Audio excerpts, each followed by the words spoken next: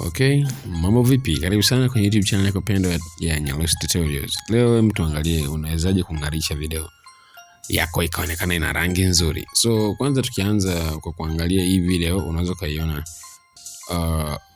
najua nishakuelekeza jinsi ya kwenda kwenye kufungua project mpya, kuedit baadhi ya functions ndogo ndogo. Sasa tuende kwenye functions za nzuri ambazo nataka video yako ing'ae. So tena useme andika a new project au okay, basi tuseme new project.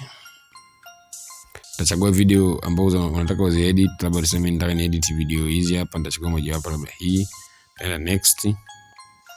Alafu nikitaka sasa nibadilishe yani muonekano wa video uwe mzuri zaidi, nagusa hiyo video yenyewe, kwa nitagusa hapa. Tena sema imeandikwa adjustment. Hiyo inaonekana kwa hapa chini imeandikwa adjustment hapa. Baada ya hapo adjustment zote zinahusiana na hii video. Ukitaka video iwe nzuri utachagua moja cha kufanya.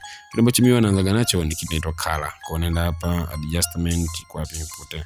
Naona imeandikwa saturation. Maana chini pale imeandikwa saturation kama tone ya damu, kama tone hivi. Unagusa hapo.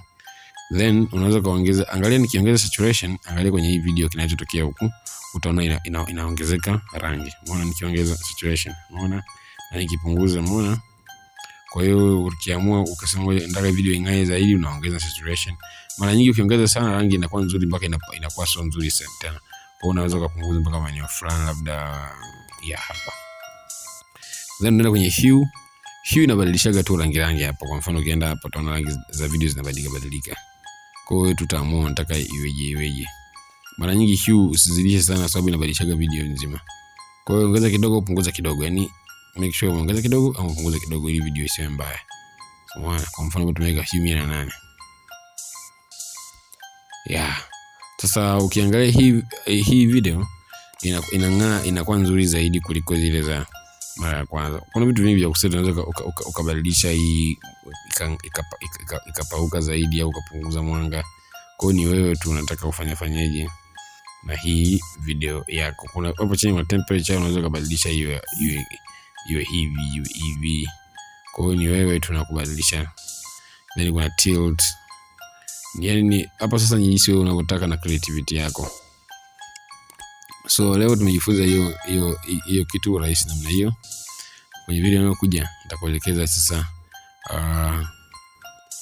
jinsi gani ya kutengeneza maneno au tuseme hivi maandishi yao yanacheza hapa. Unapoongea yao yanacheza hapa, yanapita.